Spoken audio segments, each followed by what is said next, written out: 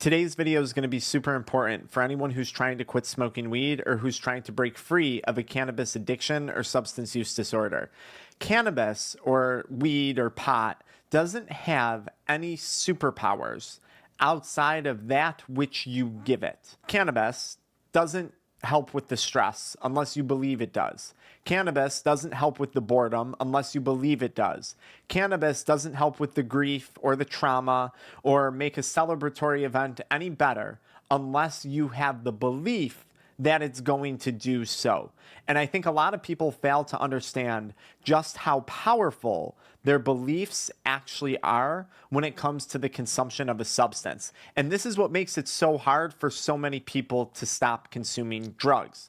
The best way for me to explain this is to share with you guys a real life experience that I had involving recent drug consumption. The other day, I went to the doctor because I have a very annoying problem on my foot that requires some medication for me to take, okay? It's a physical problem that I'm dealing with.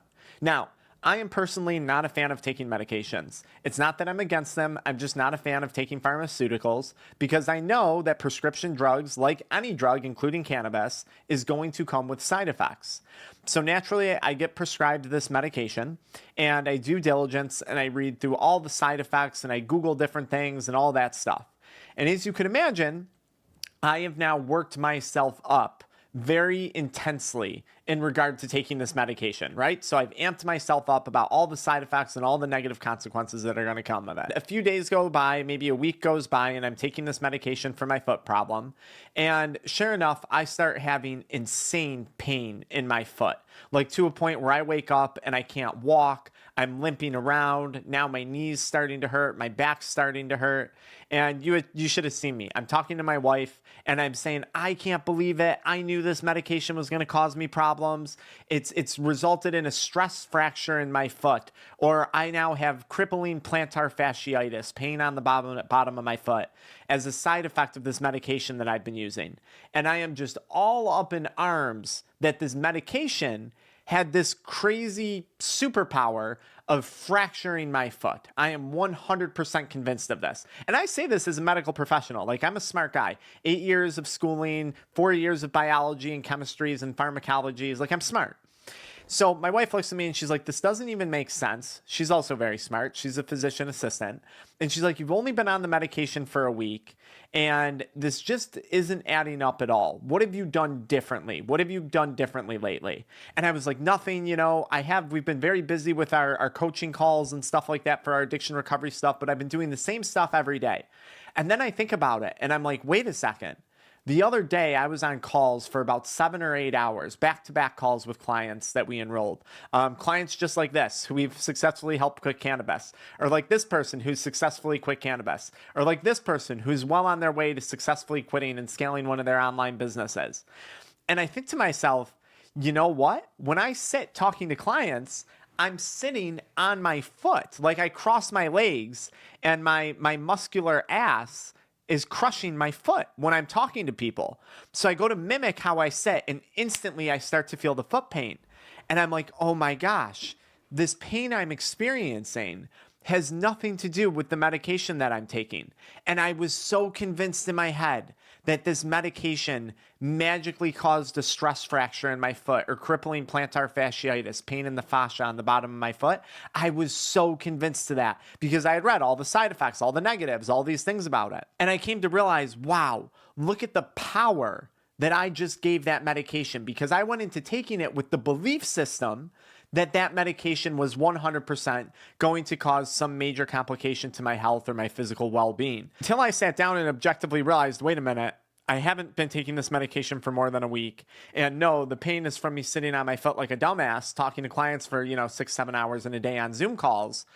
Did I break away from that belief? And I was like, wow, this is crazy. It is crazy how powerful our beliefs and our preconceived notions are regarding a substance. In my case, it was a pharmaceutical medication that I was prescribed to help with a physical ailment regarding a different foot problem that I had, okay? So this is interesting because when I talk to clients, so many times people are like, I don't understand why I'm using the substance. And time again, we come back to it's because they are putting some perceived benefit or some perceived superpower behind that substance. I don't care what negative consequences you're facing in your life from consuming cannabis or alcohol or pornography or stimulants. If you believe that there is a benefit, that drug, that alcohol can enhance the social situation, that smoking cannabis at night is going to relieve all your work stress, like so many high performers that we work with believe, right? Speaking of which, if you're someone who needs help quitting, we have a science-backed method that has a 98% client success rate at helping people quit nicotine and cannabis. It's designed specifically for high-performance individuals, business executives, business owners, entrepreneurs. We do it privately. We do it without disrupting your public life and image. It doesn't require ongoing AA meetings, rehab groups, anything like that, and we do it without relapse. I put a link in the video description where you can learn more about that, okay? But so many times people will come to me and say, it helps with the work stress. It helps with the stress of being a parent. It helps me with the grieving process. And I say to them, cannabis doesn't have superpowers. It only has the power that you give it. If you believe it helps you alleviate stress, then you can be damn assured that you're going to feel that it helps you alleviate stress. And now you have a very powerful draw to you consuming cannabis and continuing to consume it. Despite the negative consequences, despite all the stress that cannabis is actually creating in your life because it's damaging your business, damaging your relationships, damaging your mental health, damaging your physical health. Your belief system is one of the most important things that needs to be addressed, that needs to be deconstructed and reconstructed when you're stopping the consumption of a drug. And I know it sounds simple, and in many cases, it really is that simple. That's how we help people stop the consumption of cannabis, nicotine products, in as little as 48 hours. It's complex, though, when you are currently under the influence of the substance, because you're not getting that restful sleep. You're not getting that mental clarity. You're not getting that decision-making capability that you would normally have as a person who's not under the influence of a substance. And that's what makes this so complicated. That's what makes this so unbelievable. You combine that with all the other things out there that you may have been exposed to. If you're anything like me, I've tried to quit hundreds, thousands of times before over my years of substance use. And I was told, oh no, it's because you're triggered by this. It's because of this childhood trauma. It's because of this thing. That's why you smoke weed. You smoke weed to cope. All these programs were doing was reinforcing the beliefs that I had surrounding cannabis, the belief that it helps me cope, the belief that it relieves stress, the belief that it made my parents' horrible divorce a little lighter and a little more tolerable. All these programs, all these things that were trying to help me quit were just reinforcing the reasons why I valued cannabis and alcohol and pornography and stimulants so highly. And it creates a very, very hopeless, very, very, very destructive cycle. But hopefully today's video is helping you reframe things a little bit differently. I need you to walk away from this asking yourself, what are the perceived benefits and what are the superpowers that I believe cannabis is giving me? And I want you to question those things because you shouldn't be so convinced of your convictions, especially if you're currently under the influence of, say it be cannabis or nicotine or alcohol or whatever the other drug may be. You should question those things because chances are they're not truths, they're lies. They're fabricated stories, they're fabricated recordings that we've come up with in our heads that we've ingrained into our neurochemistry over years and years and years of substance use. But once you start to question those things, quitting can become much easier.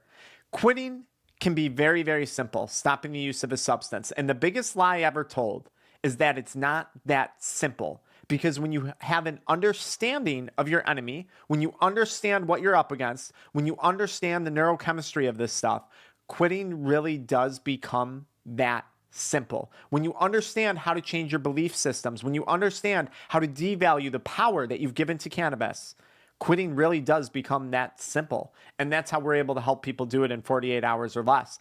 I put together a video that gives you 6 tips to help you move past cannabis substance use in under, I think, 6 minutes. And I attached that video right here. So if this has you fired up and it's making sense, I want you to follow me right into that next video.